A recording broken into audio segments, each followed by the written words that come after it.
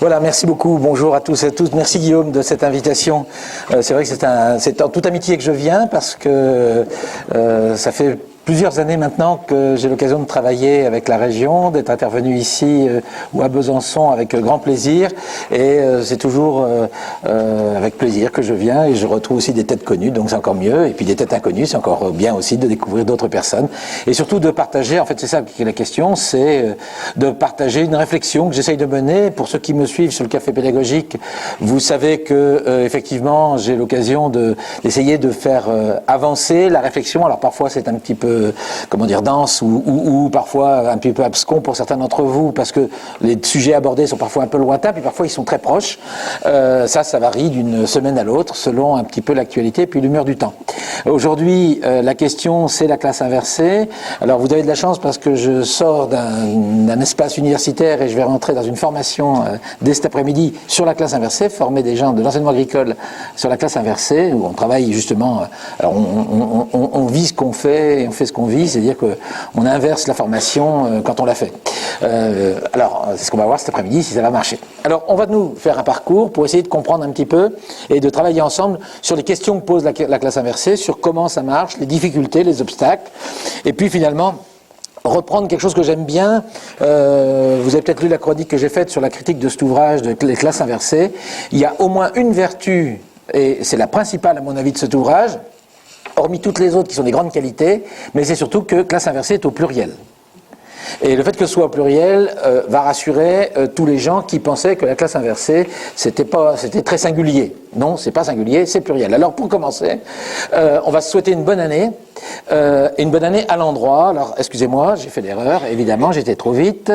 Regardez, vous n'êtes pas sans savoir que c'est assez amusant, mais c'est une forme d'inversion. C'est une forme d'inversion aussi. Je trouvais que la démarrer comme ça, surtout que l'année 2015 a été un peu difficile dans notre société, et on peut souhaiter peut-être déjà un peu de joie et de bonheur à tout le monde. J'ai encore le droit, nous ne sommes pas arrivés encore en février, donc je me l'autorise. Du coup, voilà la première classe inversée, telle qu'elle a été inventée il y a des années et des années, où au début des technologies qui permettaient de transmettre à distance de l'information, on rêvait déjà de faire apprendre à distance et de dire aux gens mais on pourrait peut-être apprendre autrement. Alors au départ c'était déjà carrément de l'enseignement à distance pur, et puis on a réfléchi, enseignement mutuel, enseignement à distance, etc., etc. En tout cas, l'idée de la classe inversée est une idée qui est dans l'air depuis longtemps. La question c'est pourquoi ça apparaît aujourd'hui et qu'est-ce que ça donne aujourd'hui. Alors, d'abord, la classe inversée c'est un espace de liberté contrôlé. Alors là-dessus j'ai un petit peu un a priori, je veux dire, pas négatif mais disons critique, en disant la classe inversée c'est très bien parce que ça gêne personne. Alors oui, c'est évidemment, c'est sympa, regardez, on inverse, c'est sympa, ouais, c'est sympa, mais ça ne dérange personne, et pour la raison suivante.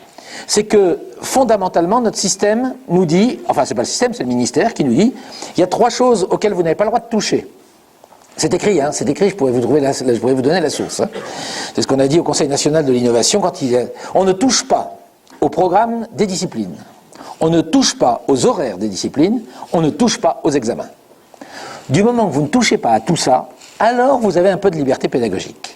Alors si je dis cela, c'est parce que c'est effectivement une des raisons pour lesquelles finalement la classe inversée a assez bonne presse, c'est que finalement ça ne dérange pas vraiment beaucoup l'institution, et même au contraire, ça lui permet de se dire, tiens, il y a peut-être la possibilité aussi de ce côté-là de voir des choses intéressantes. Et quand on y regarde de plus près, effectivement, il y a des choses intéressantes. Alors, c'est sûr que je ne m'arrêterai pas à Madame Annick, ou Mademoiselle Annick, plutôt, que certains ont dû aller voir sur Internet, puisque mes collègues en parlent beaucoup, et que avec sa présentation sur Internet de la classe inversée, on était tous un peu surpris. Mais disons que on a quand même observé un certain nombre de choses très intéressantes, bien au-delà de Madame Annick, Mademoiselle Annick, mais on a vu des choses en fait très riches, et c'est dans la variété justement qu'on les a vues. En tout cas, ce qui est intéressant, c'est que, certes, on peut associer numérique et pédagogie dans la classe inversée, mais on n'est pas forcément obligé, déjà. Le numérique n'est pas forcément le point de passage obligé. Ceci dit, hein, la classe inversée a été très marquée au départ par « oui, mais grâce au numérique, on fait de la classe inversée ». La réponse est non. Et Marcel Lebrun, dans une de ses vidéos, dans une interview, il dit en 72, il y avait un prof, il nous disait lisez le bouquin avant de venir en classe, et après ça on en discutera. Bon, c'était une forme de classe inversée aussi. Donc on n'est pas vraiment dans de la grande nouveauté de ce côté-là. C'est vrai par contre que le numérique donne des possibilités que nous n'avions probablement pas de façon aussi aisée auparavant. Donc ça va être un moyen intéressant à utiliser. Par contre, introduire l'idée qu'il y aurait une pédagogie numérique avec la classe inversée, moi, me paraît totalement faux. Il n'y a pas de pédagogie numérique avec la classe inversée, il y a une utilisation pertinente du numérique dans un contexte pédagogique donné, qui est l'inversion pédagogique. Alors attention, le mot inversion fait frémir les psychologues. J'ai eu une remarque récemment d'une psychologue qui me dit « Ah non, non, il ne faut pas parler d'inversion parce qu'en psychologie, ça a un autre sens. » Donc je vous demande d'être très prudent, car en psychologie, l'inversion est quelque chose qui n'est pas forcément aussi simple que cela. Alors, ce qui est intéressant aussi, c'est que ça questionne le travail à la maison. Et ça, c'est une grande nouveauté. Alors on avait une première nouveauté qui était arrivée, enfin une première évolution qui était arrivée avec le cahier de texte numérique, où d'un seul coup, on nous disait tiens, on va commencer à aller voir un petit peu du côté de la maison, puis les parents pourront voir un peu du côté de l'école. C'était gagnant-gagnant, si vous voulez. Et puis, on reste quand même très longtemps avec l'idée qu'à la maison, ce qui se passe, on ne sait pas trop bien, on leur donne des exercices, mais ils les font pas. Quand on prend le bus le matin et qu'on voit les jeunes copier très rapidement ce qu'ont fait leurs copains la veille au soir pour les exercices, effectivement, bon, on comprend que le travail à la maison, ça existe pas. Et puis si vous avez vu Être et avoir, vous avez sûrement vu cette séance délicieuse de travail dans ce film où on voit un moment un gamin faire ses exercices, un enfant faire ses exercices de maths à la maison, et avec toute la famille autour, ils sont dans la salle commune, et évidemment chacun veut aider, personne ne comprend rien, les parents bien évidemment ne comprennent rien à l'exercice, et finalement en disant bon, mais tu demanderas à ton prof. Sauf que le prof il n'est pas là. Il n'est pas là. Et c'est bien ça le problème, et c'est pour ça que la classe inversée devient intéressante. Alors, c'est un espace de liberté à élargir. Parce que ces frontières que je viens d'évoquer tout à l'heure, qui sont celles fixées par le ministère, par l'État, je dirais en général, sont des frontières qui ne sont pas immuables. Et on sent bien que derrière la classe inversée, on pourrait les élargir. Alors comment ? D'abord, elle invite à interroger les espaces et lieux de travail. En fait, comme on s'intéresse à ce qui se passe à la maison, et que comme on s'intéresse à ce qui se passe à la maison, on s'intéresse aussi à ce qui se passe dans la classe, est-ce qu'on peut encore mettre les tables de la même façon dans la classe, par exemple ? C'est-à-dire qu'on se dit, mais est-ce que finalement, l'apprentissage, apprendre, ça ne nécessiterait pas une reconfiguration des locaux ou de la salle dans laquelle on travaille. Actuellement, moi je participe pas mal au mouvement des Learning Labs, laboratoires d'apprentissage. Et qu'est-ce qu'on fait ? Je le teste en grandeur réelle. Par exemple, nous n'avons que du mobilier sur roulette. C'est-à-dire qu'on dit, on ne préjuge pas de ce que l'on va faire dans la classe, on va utiliser le mobilier en fonction de ce que l'on a comme objectif. Donc déjà, vous voyez, ça modifie la perspective. Parce que quand vous entrez dans des établissements où les enfants sont en randonnion et où on a à peine la place de passer derrière eux, on voit bien qu'on contraint une pédagogie comme ça. La salle dans laquelle nous sommes est une salle qui contraint une forme pédagogique qui est la forme magistrale, qu'on le veuille ou non. Ils peuvent vouloir faire du travail de groupe, ça va être quand même difficile. On pourra le faire par proximité, on fera du 2-2, du 4-4. Mes collègues, Denis Berthiaume et autres, ont montré des exercices comme cela. Et aussi, on peut utiliser d'autres espaces. Il y a des espaces dans l'établissement scolaire qui, depuis très longtemps, sont consacrés à l'inversion. C'est les espaces documentaires. Les espaces documentaires, ce sont des espaces, les enseignants documentalistes le savent, ce sont des espaces d'inversion pédagogique. Ils ont même quasiment été inventés sur cet esprit-là. Mais à l'époque, c'était plutôt ce qu'on appelait l'éducation nouvelle, les pédagogies différentes, où on mettait un jeune directement en contact avec le savoir. Ne négligez pas les centres de documentation, les BCD et autres lieux comme cela, ils peuvent être utiles pour les classes inversées. Surtout si les jeunes n'ont pas forcément la possibilité de le faire à la maison. Elle invite aussi à interroger les formes individuelles du travail. Alors d'abord, pour les enseignants comme pour les élèves, c'est de faire évoluer son mode de travail personnel. C'est que l'enseignant, dans sa préparation, ne conçoit plus les choses de la même façon. Il fut un temps où préparer un cours consistait à avoir au moins un titre, éventuellement une page de chapitre du manuel scolaire, et bon an, mal an, on arrivait à s'en sortir pendant l'heure. D'accord ? La classe inversée, c'est embêtant, il faut faire de la scénarisation. Ensuite, il faut faire évoluer la manière dont les élèves se représentent leurs activités, parce qu'ils ont appris l'habitude aussi, les élèves. Ils ont bien compris que, on va attendre qu'il ait fini, Quand il aura fini le prof, on verra ce qu'il faut faire. Eh ben oui, mais là on les embête parce qu'on leur dit non. Je me souviens dans une autre situation des élèves nous disant ah, c'est embêtant parce que maintenant on est obligé de travailler pendant les cours. Alors, ah bon, vous faisiez rien avant? Bon, on prenait des notes, vous savez, on copiait quoi. Ah oui, d'accord. Ah ben évidemment. Et alors, on a certains, des collègues qui racontent ça assez souvent, c'est des élèves qui viennent voir un enseignant qui avait mis 3 heures par semaine, ils avaient mis tous en classe inversée. Puis un jour, il y a un étudiant qui vient le voir et qui lui dit on pourrait pas faire court hein, pour qu'on ait un peu quelque chose de solide. Donc le prof a dit bon, 1 heure sur 3, je fais un cours magistral, 2 heures sur 3, on fait de l'inversion. Ah bon, négociation. Bon, faut voir. En tout cas, ce qui est aussi intéressant, c'est l'autre dissymétrie de la relation pédagogique. Vous savez que la relation pédagogique est une relation fondamentalement dissymétrique, dans la mesure où celui qui est devant et ceux qui sont dans la salle ont une relation, il y a une relation d'autorité d'origine, et cette relation d'autorité d'origine, elle est codée, codifiée, et elle est très organisée. Dès lors que vous mettez en place des activités d'appropriation dans la salle de classe, eh bien, inévitablement, vous allez déplacer ce centre de dissymétrie, pour ainsi dire. Vous voyez, on parle de centre de symétrie, mais là, c'est un centre de dissymétrie. Et là, ça devient intéressant.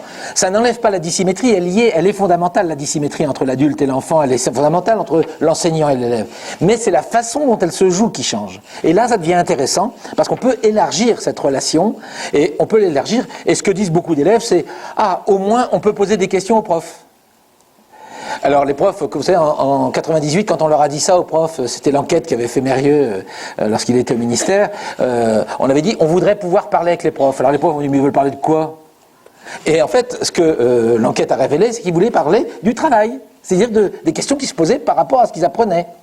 Or, l'intérêt justement des classes inversées, c'est de permettre à des élèves de poser davantage de questions plutôt que d'attendre la grappe d'enfants qui à la fin viennent sur le bureau vous poser 3 questions. D'accord? Sachant que tous les autres se dépêchent de se barrer parce que de toute façon ils n'auront pas la parole et qu'ensuite il y a la récréation et qu'il ne faut quand même pas louper la récréation. On y apprend au moins autant. Et c'est donc en favorisant le droit de poser des questions qu'on arrive à élargir sur le plan pédagogique les espaces habituellement, les modes de relation entre enseignants et élèves. Alors évidemment l'informatique, elle, est très forte pour empêcher la classe inversée. Alors ça commence avec les nanoréseaux qui nous imposent des classes comme ça continue avec les salles informatiques, et les informaticiens sont très très bons pour fabriquer des salles informatiques, tous en randonnion, on en met 10, 20, 30, j'en ai même vu une salle à 90 ordinateurs. Bon, c'est pas en France, rassurez-vous, mais c'était 90 ordinateurs en randonnion avec 3-4 grands écrans qui permettaient de diriger la salle, c'était très bien, on risquait pas d'inverser les choses, et donc, si on y réfléchit fondamentalement, le prof peut être tranquille dans son coin. Il est devant son écran à lui, et les autres sont devant leur écran, et au moins... Et en plus, ce qui est bien, c'est qu'on voit même plus les élèves derrière les écrans. Hein. Pour ceux qui ont fait l'expérience, c'est intéressant. Et d'ailleurs, aujourd'hui, c'est une inquiétude dans les amphithéâtres à l'université. Tous les étudiants ont évidemment leurs ordinateurs, et donc vous ne voyez plus qu'une forêt d'ordinateurs. Alors vous avez toutes les marques, évidemment, alors ça dépend des endroits, ça dépend de la richesse des étudiants, mais on ne voit plus que ça. Et un jour, un collègue de Dijon me disait, Pascal Lardelier, pour ceux qui le connaissent, me disait, mais qu'est-ce qu'ils font donc? Et je lui disais, mais qu'est-ce que tu fais donc? D'accord, à voir. Alors, il n'y a pas une forme, mais il y en a plusieurs. Alors, la représentation médiatisée de la classe inversée, c'est vidéo à la maison, exercice en cours. Bon, ça c'est la représentation médiatisée qu'ont fait les fameux reportages que TF1 et autres ont consacrés à ça. Malheureusement, c'est un petit peu dangereux, parce que ce n'est ni plus ni moins que du magistral inversé. D'accord? Donc ça ne présente pas d'intérêt. Faire entrer l'inversion dans sa pédagogie, excusez-moi, j'ai fait une erreur, l'inversion dans sa pédagogie est affaire de scénarisation. Moi, j'insiste beaucoup sur la notion de scénarisation, mais la notion de scénarisation, il faut la voir au sens large du terme. Il ne faut pas la voir au sens cinématographique du terme. Vous savez, le scénario, c'est j'ai tout prévu et tout va se passer comme j'ai prévu. Au cinéma, vaut mieux que le film se déroule comme on a prévu. Mais en classe, ça ne se déroule jamais comme on a prévu. Cependant, il faut quand même scénariser un minimum. Et justement, la classe inversée oblige beaucoup plus la scénarisation que le cours traditionnel, je dirais le cours magistral traditionnel. D'accord ? Alors, pensez l'inversion dans le cadre d'une planification sur plusieurs séances. Alors, ce qui est dramatique, c'est de se dire on va tout inverser et séance par séance. Ça, c'est complètement nul. Pourquoi ? Parce que d'un seul coup, on change d'univers, c'est systématisé. Alors qu'on s'aperçoit que sur une séquence, par exemple sur une période de 7 semaines, on peut tout à fait avoir des moments d'inversion traditionnels, mais on peut avoir d'autres modalités quand vous travaillez en projet, par exemple. En mode projet, quand vous travaillez en mode problématisation, en mode investigation. Donc on a plusieurs modalités, mais la classe inversée, enfin plutôt l'inversion, ne se pose pas de la même façon selon les choix pédagogiques que l'on fait. Donc on ne peut pas penser tous mes cours ou mes 3 prochains cours seront en classe inversée. Alors pour ceux qui veulent essayer la classe inversée, même la plus traditionnelle, n'essayez pas une fois, essayez plusieurs fois. Donnez au moins les élèves le temps de s'habituer. Alors, donc on va faire entrer les élèves dans l'inversion après une préparation. Par exemple, si vous avez une séquence de 7 séances, ne commencez pas la première séance en disant « bon, vous avez tous lu les documents avant de venir ». Ben non, il faut rentrer dans la thématique.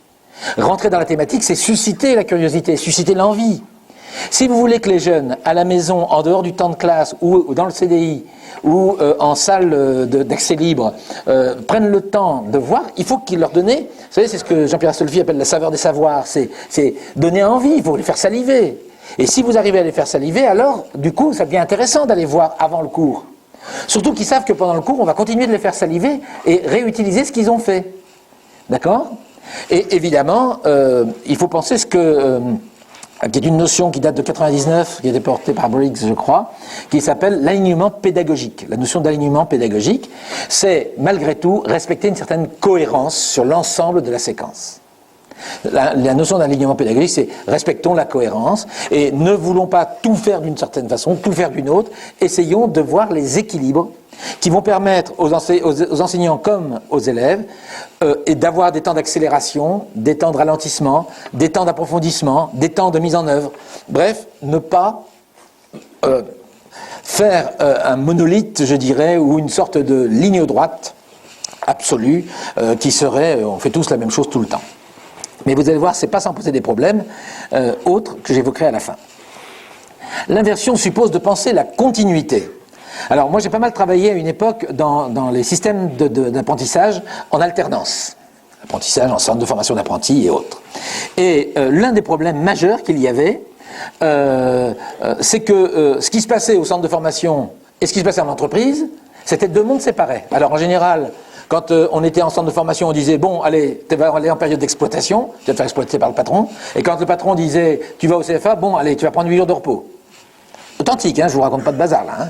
J'ai formé des maîtres d'apprentissage en suffisamment grand nombre pour le savoir. Alors ça a évolué ces choses-là. On a fait des carnets de liaison, on a fait des formations, on a mis des tuteurs. Mais on voit bien que l'important c'est la continuité. C'est-à-dire, qu'est-ce qui fait que ce qui se fait dans le temps de présentiel et ce qui fait dans le temps du travail individuel, il y ait une vraie continuité. Oh bah ouais, on est obligé de faire des exercices. Non, c'est pas ça qu'il faut, c'est qu'il faut vraiment qu'ils aient envie de découvrir et d'apprendre. Alors, assurer donc le lien entre le en classe et le hors classe, et je dis bien le hors classe et je ne dis pas le à la maison, volontairement. Choisissez plusieurs autres modalités, et en particulier pour les élèves qui auraient du mal, je pense, lorsque un élève part le matin de chez lui à 7 heures, prend le bus pendant 1 heure ou 1 heure et demie, le soir fait la même chose, il est important que l'on puisse, même dans l'établissement scolaire, offrir des lieux dans lesquels l'inversion puisse se faire aussi. D'accord ? C'est pour ça que je dis le hors classe et non pas le à la maison systématiquement. Surtout quand vous êtes dans des zones mal couvertes par les liens internet, auquel cas c'est encore plus catastrophique, ou alors il faut fournir une clé USB ou un système comme celui-là. Ne pas faire du hors-classe un monde étrange et étranger. Donc c'est toute la difficulté, c'est que l'activité que je fais hors classe soit une activité que je comprenne comme étant en lien avec le en-classe.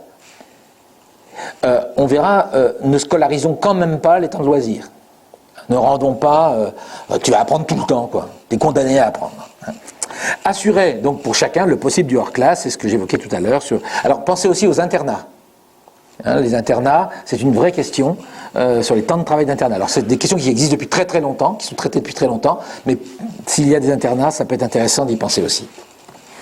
Alors pas une, mais plusieurs formes. Donc l'inversion n'impose pas le numérique, la multiplicité des supports est permise, et c'est la centration sur l'activité de l'élève, sur les activités de l'élève qui est première.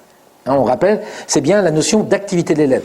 Je rappelle qu'écouter, regarder, prendre des notes, ce sont des activités. Et donc, dans ce que vous êtes en train de faire en ce moment, vous n'êtes pas inactif. Simplement, vous êtes sur un type d'activité qui privilégie une relation particulière, mais ce n'est pas une inactivité.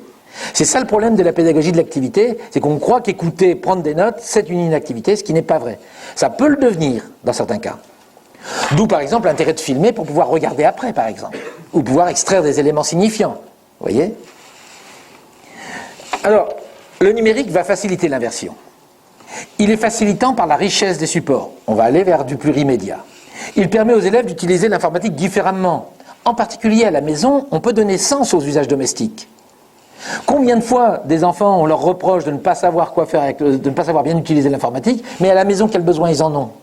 On favorise la possibilité, à la maison aussi, d'utiliser les formes intelligentes d'utilisation de l'informatique. D'accord ? Il favorise aussi un suivi différencié des apprentissages, dans la mesure où vous organisez... il permet une véritable continuité hors classe d'abord. Bon, mais ça, je l'ai déjà dit. Et puis, il favorise un suivi différencié des apprentissages. Alors, on voit avec les ENT ou avec les systèmes de ce qu'on appelle les LMS, Learning Management System, ou les systèmes qui permettent, disons, les plateformes qui permettent de déposer des choses et d'échanger, on peut arriver à des différenciations avec des travaux de groupe, avec des organisations. Donc ça, on peut vraiment y travailler et ça peut être intéressant. On a remarqué que chaque fois qu'on pouvait travailler avec ces éléments-là, où on pouvait donner des éléments plus individualisés, ou disons à des groupes, alors on avait peut-être des chances avec le numérique de pouvoir le faire. C'est qu'on ne donne pas à tous les élèves la même tâche à faire à la maison, par exemple. C'est assez compliqué, hein. Je vous avoue que c'est pas facile à gérer. Hein. Mais quand on travaille en pédagogie de projet, c'est plus facile. On peut utiliser aussi bien donc ce numérique pour l'individualisation, mais aussi pour la collaboration. Je rappelle que ce n'est pas parce qu'on est à la maison qu'on travaille tout seul. D'ailleurs, les élèves ont compris ça bien avant nous. D'accord ? C'est pour ça qu'ils utilisent tous Skype ou des machins comme ça, ou Snapchat ou WhatsApp pour arriver à discuter entre eux. Et c'est normal. C'est normal. Sauf qu'évidemment, nous, on est un peu déconnectés de ça parce qu'on est toujours sur le mythe « tu vas faire ton travail tout seul à la maison hein. ». Et non. En classe, tu es tout seul, à la maison, tu es tout seul, et bien c'est fini. Il y a ça, mais il n'y a pas que ça. Donc, on a la possibilité d'imaginer des choses. Pourquoi pas faire du travail de préparation, du travail hors classe, qui ne soit pas du travail individuel. Alors, il y a aussi des formes d'inversion à questionner. Donc, il faut questionner les activités à domicile. Beaucoup de gens se posent la question, mais s'ils regardent des vidéos, ils font quoi avec ça ? Et on s'aperçoit que dans beaucoup de modèles d'inversion, il y a des activités complémentaires. Alors, ça va de la fiche qu'on remplit, à des documents que les élèves préparent, à des recherches complémentaires qu'ils font. C'est-à-dire que l'activité faite à domicile n'est pas une activité uniquement de contemplation. D'accord ? Même si dans certains cas, ça peut l'être. Donc il faut aussi réfléchir à l'activité à la maison. Nous qui travaillons pas mal, moi je travaille beaucoup dans l'enseignement à distance, complètement à distance, eh bien, quand vous êtes à distance, et ça fait assez longtemps qu'on y travaille, eh bien il faut penser quelle est l'activité de celui qui est à distance. D'accord ? Et l'activité, c'est pas que de lire, c'est aussi autre chose. Quelles activités fait-on en classe ? C'est donc le problème de la nature des activités. Alors je vous invite évidemment à lire, à consulter cet ouvrage qui s'appelle Pédagogie de l'activité pour une nouvelle classe inversée. Il y a un ouvrage qui vient de paraître récemment à ESF, qui donne des pistes. Alors bon, il n'est pas non plus toujours accessible, mais il a au moins le mérite d'exister. Au moins, il faut le feuilleter pour les quelques pages qui vont pouvoir répondre éventuellement à des questions que vous avez. C'est un bon outil pour répondre à quelques questions. Enfin, comment assure-t-on l'articulation entre les deux ? Vous avez bien compris que moi j'étais un grand partisan de la continuité pédagogique, mais d'une continuité intelligente entre ce qui se fait en classe et ce qui se fait hors classe. L'activité hors temps de classe ne s'improvise pas. Les capsules vidéo ne sont pas les seules modalités. Alors je suis atterré de voir les différences de qualité des capsules vidéo. Autant il y a des choses particulièrement sympas, autant il y a des choses qui, sur le plan didactique, posent problème. Quand c'est pas des trucs complètement fous. Il y a un gars qui fait des vidéos, alors je les utilise assez régulièrement dans mes sessions de formation, où le gars il joue à Goldfinger, enfin je sais pas trop quoi, agent secret. Il dit mais attends, on est où là ? On joue à quoi là ? Donc on a de tout et de n'importe quoi. L'utilisation de l'existant est profitable selon les disciplines. Ne réinventons pas la roue quand elle existe. Je discutais avec des enseignants qui travaillent dans l'enseignement supérieur, mais en post-bac, sur la préparation au métier de kiné. Métier de la santé et du sport, entre autres. Et je leur disais, mais vous savez que vous avez des bases de données fabuleuses. Il y a un organisme universitaire qui publie des trucs absolument colossaux, vraiment importants. Pourquoi vous ne les utilisez pas ? Ah oui, mais on n'ose pas, et puis on préfère faire nos trucs. Mais non, mais utilisez-les. Vous avez le droit d'utiliser ce que les autres font. Simplement, évidemment, c'est pas simple. Et puis, l'activité d'apprentissage autonome demande une guidance minimale. Vous avez la responsabilité, en tant qu'enseignant, dès lors que vous inversez la classe, et donc dès lors que vous amenez les élèves à avoir une activité d'apprentissage autonome en dehors du temps de classe, vous avez, comme on le fait avec les exercices, besoin de leur donner un minimum de guidance sur l'activité à faire. Il ne suffit pas de leur dire « regardez les vidéos ». Eh bien, ça ne marchera pas. Les activités en classe aussi peuvent varier. Mais l'important et la priorité reste quand même d'assurer la qualité des acquisitions. Et ça, c'est un problème, c'est qu'on peut aussi, à force de jouer avec les formes de classe, on peut oublier que l'essentiel reste quand même de garantir les acquisitions. Alors, vous voyez bien, là en haut, c'est ce qu'on appelle un Explore Camp, en haut à gauche de l'image. À droite, c'est du travail de groupe. Certains reconnaîtront peut-être les tablettes célèbres qui ont sévi dans la Saône-et-Loire, qui cependant posent des questions. Alors, on va se poser maintenant un certain nombre de questions. C'est pas forcément politiquement correct, mais on va le faire. L'enseignant concepteur de support, est-ce à la portée de tous ? Ça fait 30 ans qu'on dit les enseignants vont fabriquer leur logiciel, etc., etc. Enfin, 35 ans. Moi, je me souviens, plan informatique pour tous, ouais, ils vont concevoir leur logiciel, programmer en basique et tout. Et moi, j'ai commencé comme ça. J'étais enseignant aussi, en lycée pro, et je fabriquais mes logiciels. Bon, ça n'a pas duré longtemps. Enfin, ça a duré quelques années, mais puis ça m'a permis de tester des trucs. Mais au bout d'un moment, c'est une tâche énorme. En plus, pour arriver à des bons niveaux de qualité, faut plutôt être bon. Je n'étais pas excellent. Ensuite, loin de là. Et ensuite, il y a besoin de moyens au bout d'un moment. Il faut du temps, etc. Du simple document texte à la vidéo, il y a une grande variété de supports. Il y a des gens, par exemple, qui s'enregistrent avec PowerPoint. Il y en a d'autres qui fabriquent des vidéos qui filment partout, etc. Il y en a d'autres qui mettent la caméra, leur webcam, etc. Bon, pourquoi pas. Il y a plein de supports, mais il y a aussi simplement du texte. Parfois, avec un bon schéma, ça peut parfois aider. Puis parfois une animation bien sentie, voilà. Sauf qu'il faut du temps pour concevoir des supports. Ça prend du temps. Donc autant les faire, mais les partager dans ce cas-là peut-être. Le besoin de compétences numériques avancées selon les choix faits. C'est-à-dire que vous allez être obligé de monter en compétences. Si vous commencez à vouloir faire de la vidéo, on ne fait pas n'importe quoi quand on fait de la vidéo. C'est aussi un certain nombre de savoir-faire qu'il faut développer. Et puis il ne faut pas oublier que ce sont des supports qui doivent être réutilisables.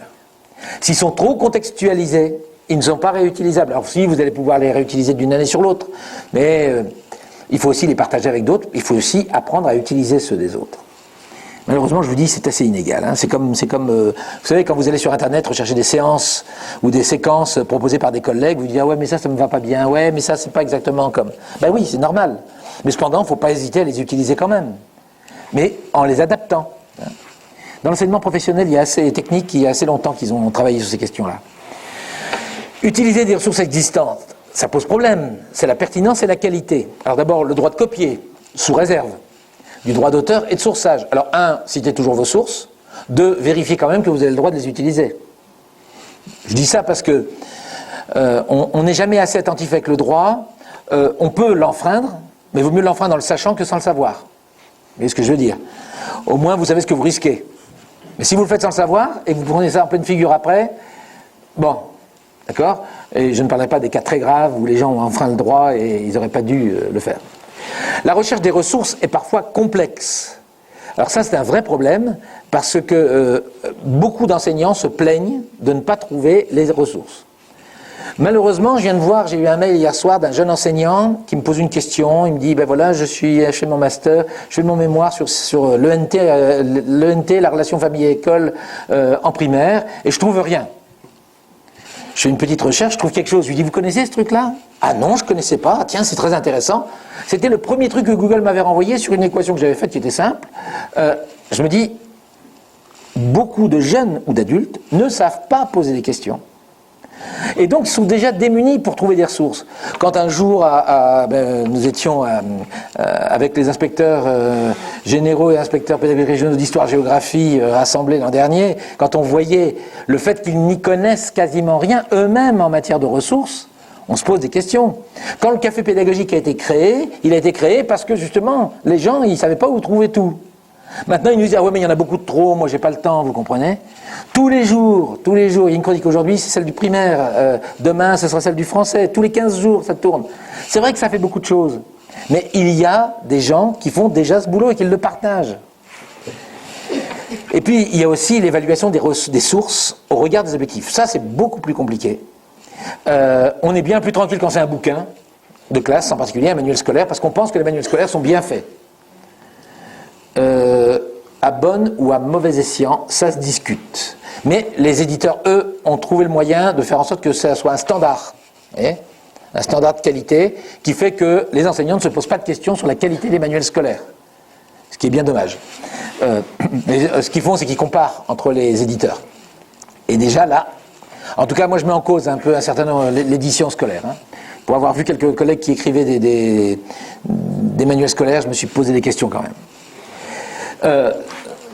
C'est intéressant. Quand même.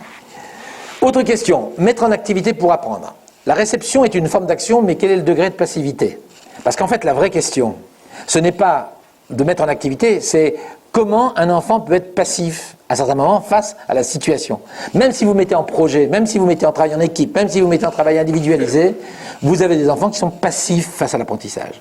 La passivité, c'est quelque chose de fondamental chez un jeune. C'est une forme de résistance interne.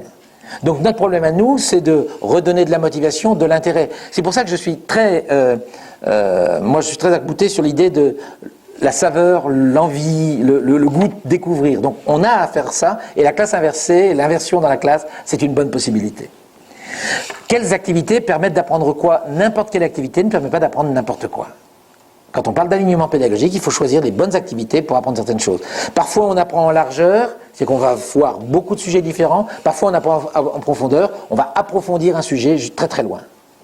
Et selon le type d'objectif qu'on se fixe, suivant les besoins que l'on a, eh bien, on ne fera pas de la même façon. C'est sûr que quand il faut voir le Japon en 3 heures, ce qui est parfois le cas dans certains programmes, on va être en largeur. D'accord, mais là on va vous dire oui, mais l'économie du Japon. Oui, là on va restreindre un peu la largeur. Puis on va dire les ressources naturelles au Japon. Alors là on va encore. Bon.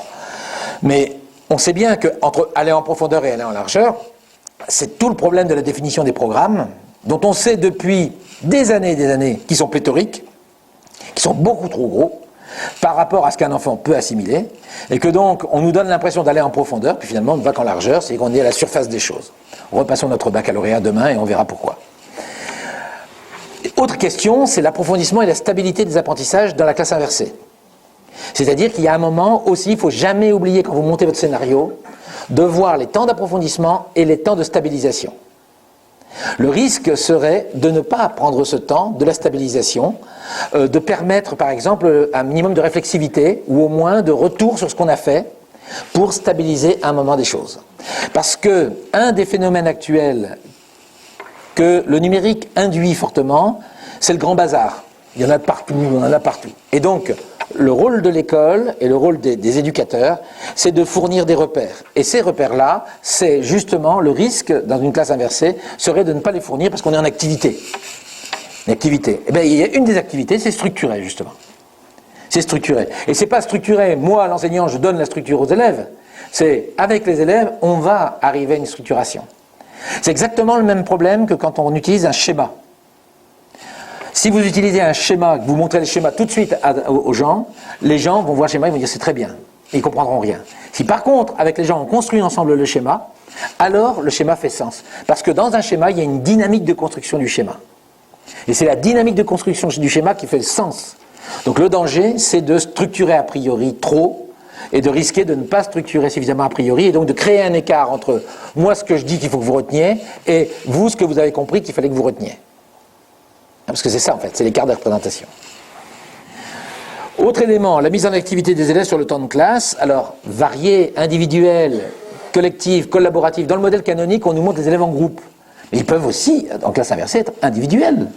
Ils peuvent être par 2, ils peuvent être par 5, ils peuvent être par 12. Ne figeons pas les choses. La question des traces et de la consolidation, ça revient à la question précédente sur l'approfondissement et les apprentissages. N'oubliez pas les traces de l'activité. Alors là, il y a 2 types de traces. Il y a le brouillon, comme on dirait, puis il y a le cahier du jour. Le brouillon, cahier du jour. Bon, la trace provisoire et la trace finale. Mais l'avantage, et c'est ça, c'est un des gros avantages, c'est que vous pouvez accéder à la trace intermédiaire. Et quand on enseigne, accéder à la trace intermédiaire, et surtout lorsqu'on est en salle avec les élèves, alors ça donne un regard différent, on va le voir tout à l'heure. Question des traces. Question du temps, gestion du temps et des interactions. Donc c'est clair que ça pose des problèmes de gestion du temps. Il ne faut pas se tromper. Hein. Moi je suis en train d'essayer de gérer mon temps aussi. Gestion de l'autonomie, guidance, guidage. Je m'assois à mon bureau, j'attends qu'il fasse, je l'ai mis en activité. C'est bien. J'ai l'impression de ne rien faire. D'ailleurs je ne fais rien. Bon, d'accord, c'est pas vrai. C'est pas vrai. Si vous regardez la vidéo de Pascal Biouet, vous verrez, alors lui, il est fou, lui. C'est différent. La mise en activité des élèves hors temps de classe va nous poser problème. Voilà. Alors, hors classe, ça va de la consultation simple à la recherche orientée, le traitement du traitement de documents à l'élaboration de ressources. Nous avons un certain nombre de possibilités sur la mise en activité des élèves hors temps de classe, individuelle ou collective. Mais on ne se limite pas à la consultation simple de ressources. La question de la qualité du temps hors classe est une autre question aussi. Alors, d'abord, la question du maillon faible, c'est l'environnement technique dont disposent les élèves. Vous devez toujours penser le maillon faible. C'est-à-dire que quand vous pensez à la mise en place d'une stratégie pédagogique, quels sont ceux qui ont le moins de moyens de la réussir? Et une fois que vous avez dit quels sont ceux qui ont le moins de moyens, alors vous pouvez décliner les moyens techniques pour y arriver. Autre élément, la dynamique d'autonomie de l'élève. C'est très compliqué pour certains élèves d'être autonomes en dehors de la présence d'une classe. Pourquoi ils viennent à l'école? C'est parce que si on les laissait tout seuls, ils n'apprendraient pas. C'est simple. Pour la plupart d'entre eux. Donc, il faut imaginer comment on gère la dynamique d'autonomie des élèves. Ça se fait aussi en classe d'ailleurs. L'accompagnement et ou la guidance, quel accompagnement à distance? Donc, quel support on fournit? Éventuellement, comment on gère?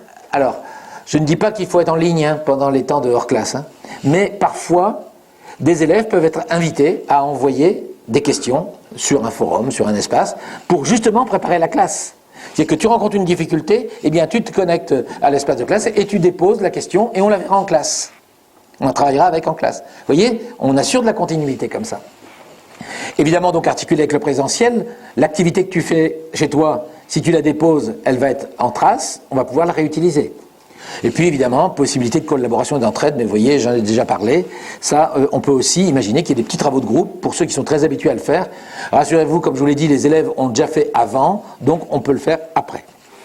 Alors, autre série de questions, la multimodalité. Attention, ce sont de nouveaux langages. Je veux dire par là, on connaît bien, nous on maîtrise bien l'écrit, on maîtrise beaucoup moins l'audiovisuel, on maîtrise encore moins le multimédia, interactif, l'ergonomie, etc., etc. Donc ça suppose de maîtriser les spécificités des supports, ça suppose de connaître les langages des médias utilisés, et ils ne sont pas tous pareils, et attention au risque de saturation-répétition. 3 vidéos à voir chaque jour, et alors si tous les profs s'y mettent dans le même établissement, je peux vous dire, là on n'a pas fini.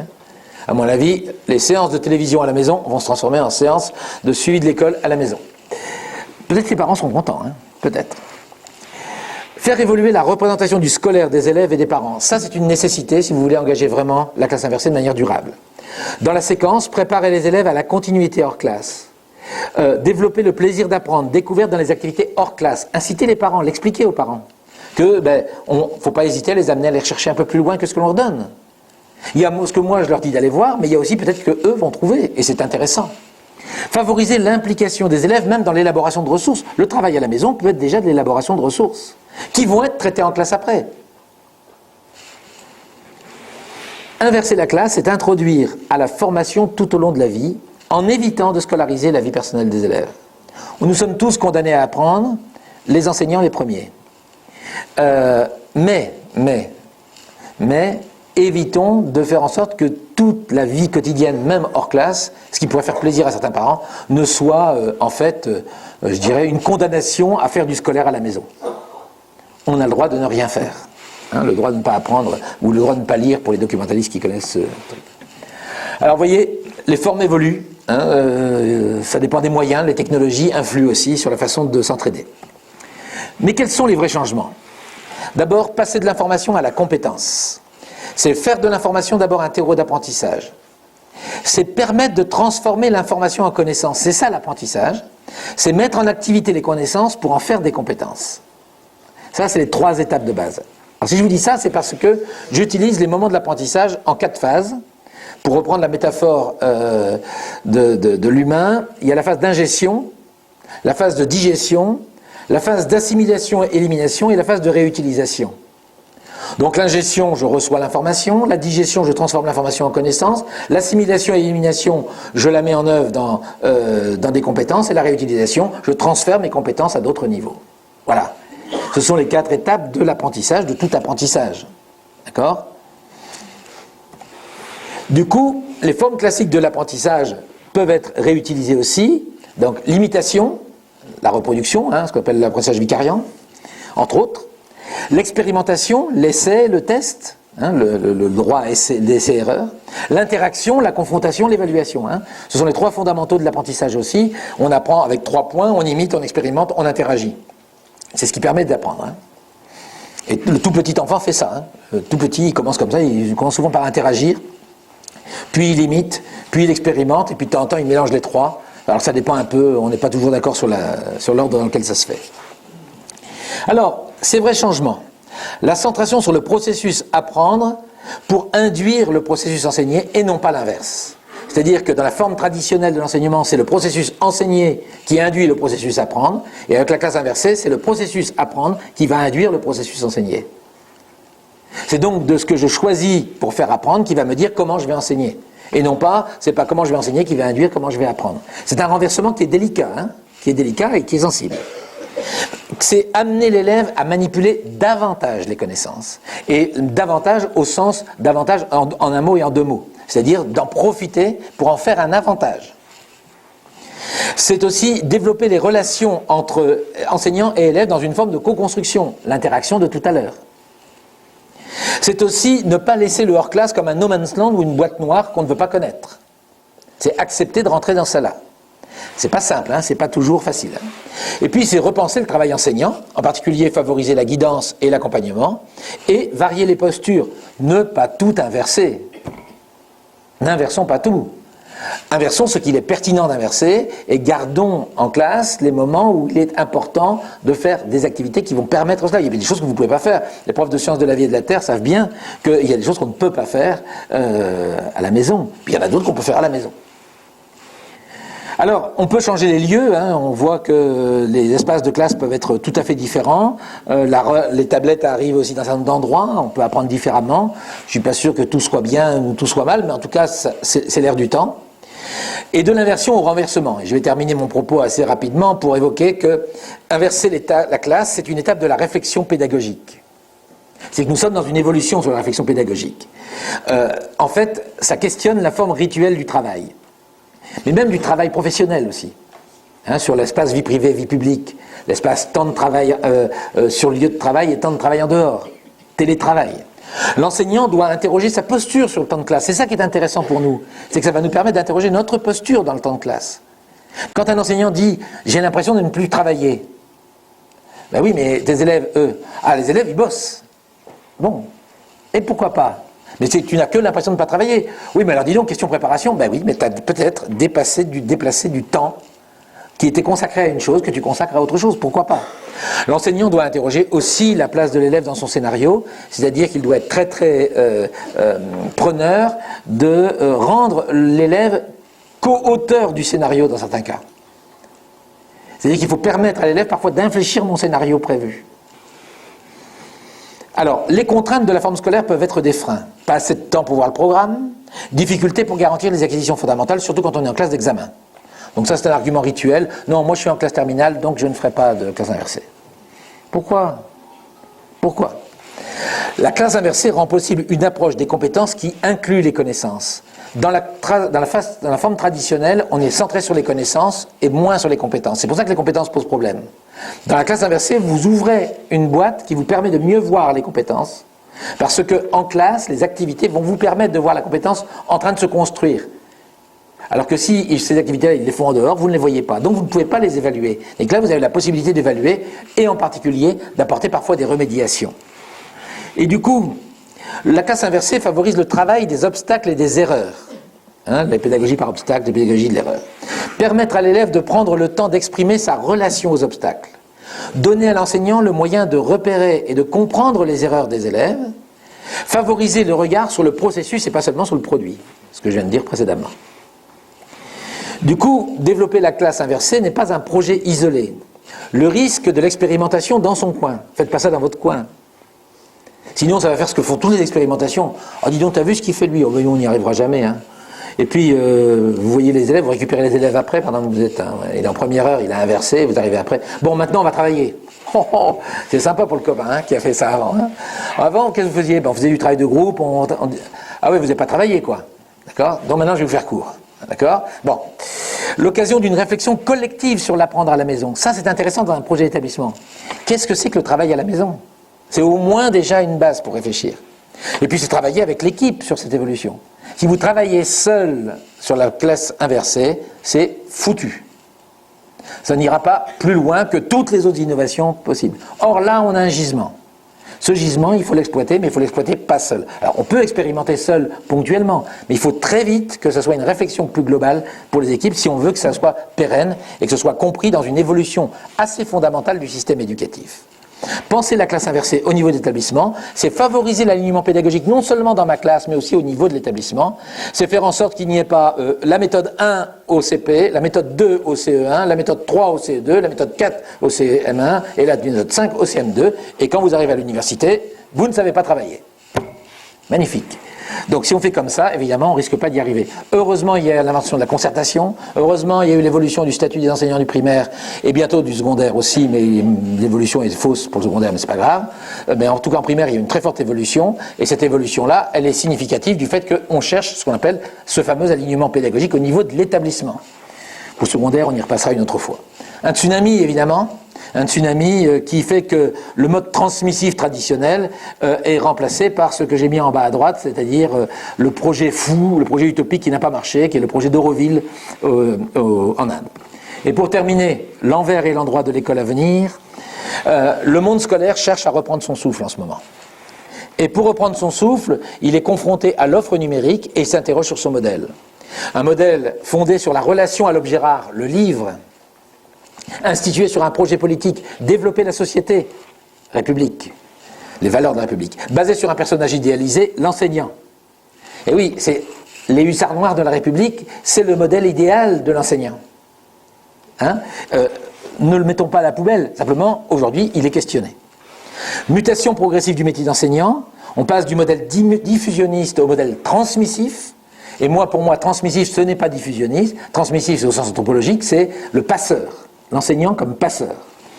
Du contrôle normatif à l'accompagnement structurant. Et c'est là où il y a un vrai changement progressif qui est en train de se faire, mais qui prend beaucoup, beaucoup de temps. Beaucoup plus de temps que je n'en ai encore pour terminer ma carrière, et pour certains d'entre vous aussi. Donc on verra peut-être que plus tard, il nous faudrait peut-être 3 vies pour y arriver. En tout cas, c'est un projet d'enseignant, un projet d'établissement, mais aussi peut-être un projet de société. Je vous remercie de votre attention.